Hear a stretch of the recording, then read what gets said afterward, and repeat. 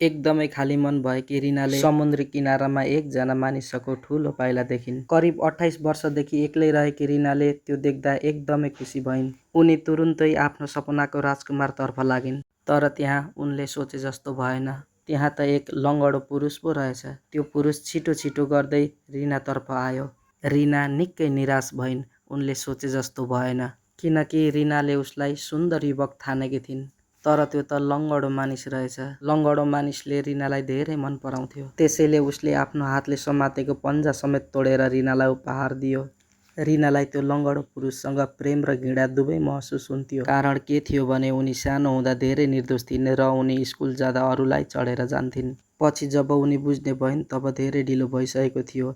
त्यो लङ्गडो पुरुष उनलाई धेरै प्रेम गर्न थालिसकेको थियो। यो सानो टापुमा रहेको माछा मार्ने गाउँ हो, जहाँ 100 भन्दा कम मानिसहरू बस्छन्। यहाँ पुरुषको भन्दा पनि महिलाको बढी सङ्ख्या छ।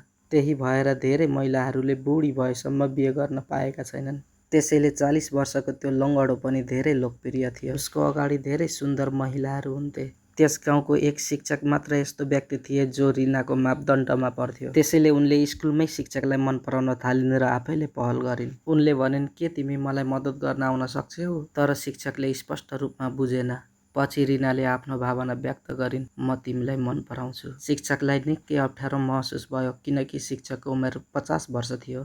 तर रिना भने भर्खर 28 वर्षको थिइन्। त्यसै कारणले शिक्षकले पहिला अस्वीकार गरे। रिना दुखी हुँदै त्यहाँबाट निस्किन्। तर अचानक शिक्षकले उनको काँध समातेर रोकिदिए र केही दिनपछि उनीहरू दुईजनाले विवाह गरे। शिक्षकले कामिरहेको हातले उनलाई औँठी लगाइदिए। विवाहमा त्यहाँको चलन अनुसार केटाले केटीलाई चुम्बन गर्नु पर्थ्यो, जसले विवाहको खुसी जनाउँथ्यो। विवाहपछि रिना आफ्नो कोठामा आइन्। रिना आफ्नो दुलहालाई पर्खेर बसिरहिन्। लामो समय पर्खेपछि उनी कोठामा आए, तर थाकेर आएको कारणले उनी सुतिहाले। शिक्षक निकै परिवार प्रेमी व्यक्ति थिए। उनले आफ्नो तलब सधैँ श्रीमतीलाई दिन्थे। फुलहरू किनेर उनलाई धेरै खुसी बनाउँथे।